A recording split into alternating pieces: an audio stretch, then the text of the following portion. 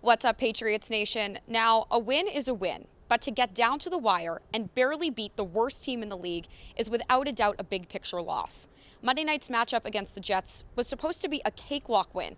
Instead, it was an ugly struggle that resulted in a field goal with just seconds left on the clock.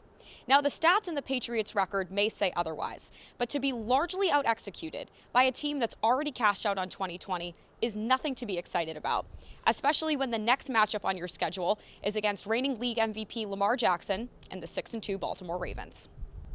Here's the plain and simple analysis of this Jets game from the Patriots' perspective. Cam Newton and Jacoby Myers carried the offense, and quite frankly the team. The defense, who typically carries the team, had one of their ugliest performances yet, especially the secondary, and they had to rely on Nick Folk to seal the deal. We knew heading into the Jets game that the Patriots offense really doesn't have any rhythm, depth, or standout players. Cam redeemed himself with his second best performance as a Patriot, alongside Myers, who emerged as Cam's go-to guy in the clutch with 12 catches for 169 receiving yards, converting multiple third downs, and setting up his offense for the game-winning field goal with a 20-yard gain.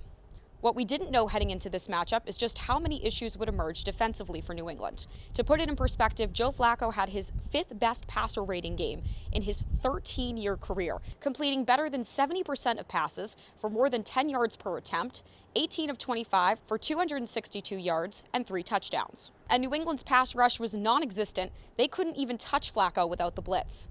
Cornerback J.C. Jackson gave up 2 touchdowns to the worst passing offense in the league, and fellow cornerback Jason McCourty allowed 4 catches out of 5 targets, and his end of the first half PI penalty gave the Jets some easy points. Thankfully, All-Pro cornerback Stephon Gilmore will be back against Lamar Jackson and the Ravens. They're going to need everyone at full strength to have a prayer at pulling off a win against Baltimore, especially with the Ravens' reigning MVP quarterback coming off a big win against Indy, with weapons that far outscore the Jets' offensive talent, if you can call it that, and wide receiver Marquise Brown and running backs Gus Edwards and J.K. Dobbins. Defensively, ESPN ranks Baltimore as the #1 defense in the league, with powerhouse stoppers and cornerback Marcus Peters, and if he's healthy, DND tackle Calais Campbell, a huge monster in the middle. When you put the Patriots and the Ravens side by side, there truly is no comparison. I'm honestly a little scared to see how the Patriots offense deals with the #1 ranked Ravens defense, and how the Patriots defense deals with one of the most dynamic and mobile quarterbacks in the league, with weapons at his disposal to boot. But hey, we could be pleasantly surprised. Crazier things have happened, so who knows? Maybe the Patriots will keep their playoff chances alive and secure a win on Sunday. In Foxborough, Alexi Iafrato, the Boston Herald.